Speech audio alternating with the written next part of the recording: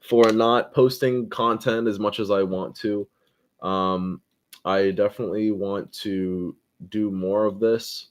Um, sorry, I've been doing so much production side of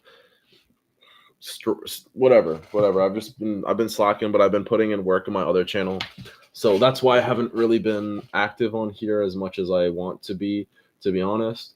But um, nevertheless, we are going to be reacting to this video here. As you can see, this is just a brief summary.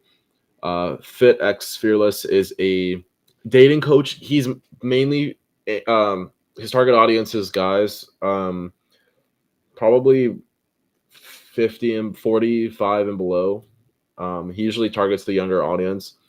I think he's red pill, which in my definition is just like a specific philosophy about dating and um, I guess in this society um, that's conducive for like marriage and just overall having a good relationship. But I'm rambling. I'm sorry.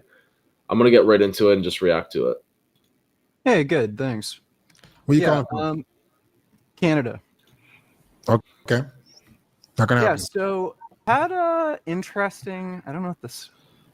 I have no idea. First of all, I can't believe he's on here. Well, I've had I have an to just say this. few years. I got married when. I'm so sorry. I have to say this. I've watched a lot of content from Vegan Gains, and I was not expecting this. Like this blew my mind. When I saw this on my feed, I was like, okay, I gotta watch this, and I have to record myself reacting to it because, yeah. And I think I was 23, 24. I was dating my wife for about a year before we got married, and we just recently decided to separate. And I'm not hurt about it. You know, the relationship kind of ran its course. I learned a lot from the whole experience. I kind of learned that people are the way they are. If you kind of notice, even with younger women, like there's this idea that you can kind of mold them into what you want to be. People are the way they are. And women kind of play these games where they'll act as though they have kind of interest in your type of hobbies and kind of act as though, oh yeah, I want to like, like ride bikes with you or something. I'm big into motorcycles.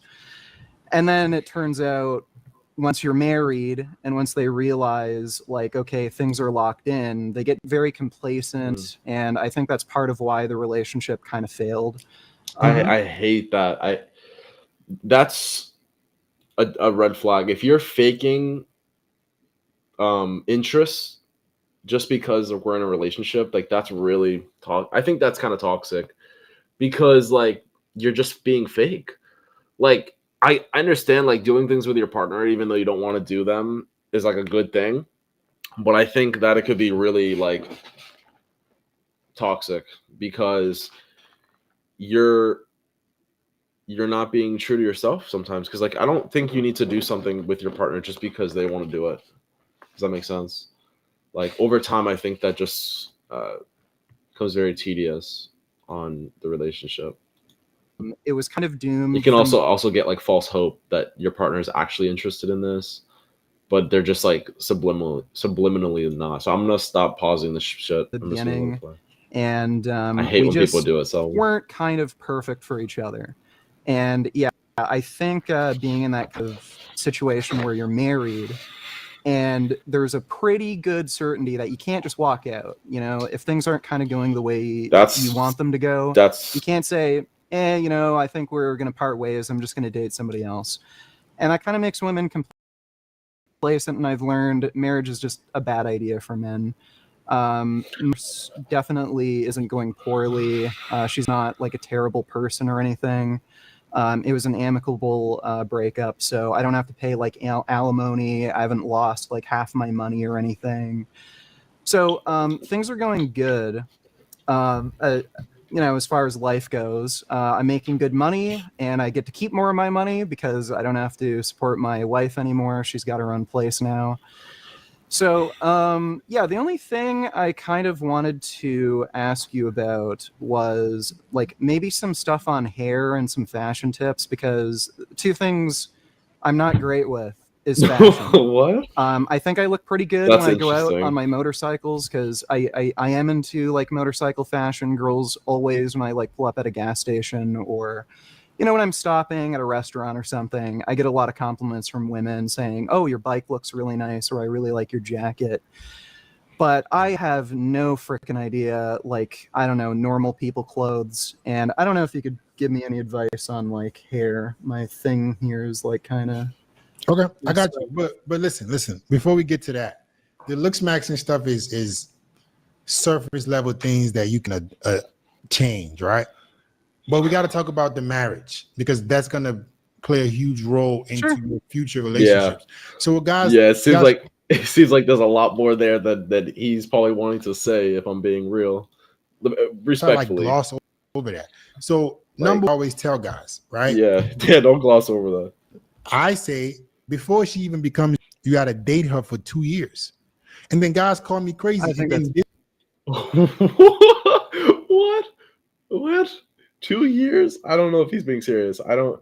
Sometimes when people say stuff like that, like so extreme, I think they generally agree with what they're saying, but I don't think he means that, like, honestly. Like, I don't think he's actually it's just saying, like, this I kind of think stuff that's happens. sensible.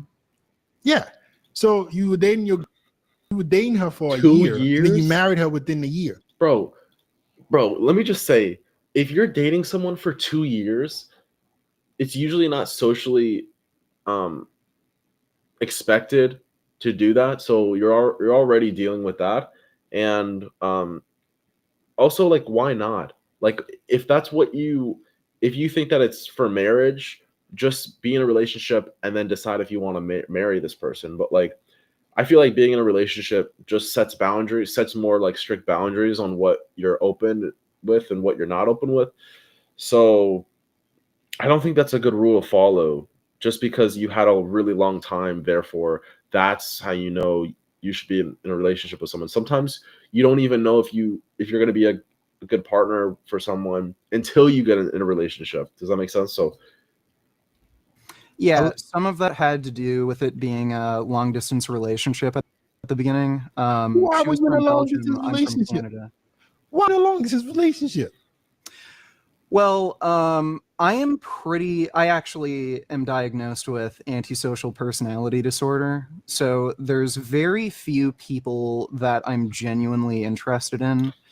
If I were to yeah, I've do heard him say this everything before. all over again, knowing what I know now, I Yeah. probably wouldn't have bothered, but I don't regret the relationship. I learned a lot. I grew a lot as a person, and I think some Hmm. of the really good things that have happened to me Mhm. were due to that particular relationship.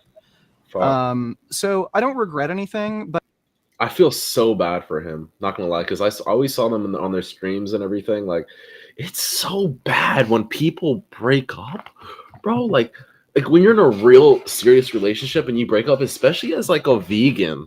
Like, you're a vegan and it's hard already to meet other vegans. Like, that's there's someone on my door.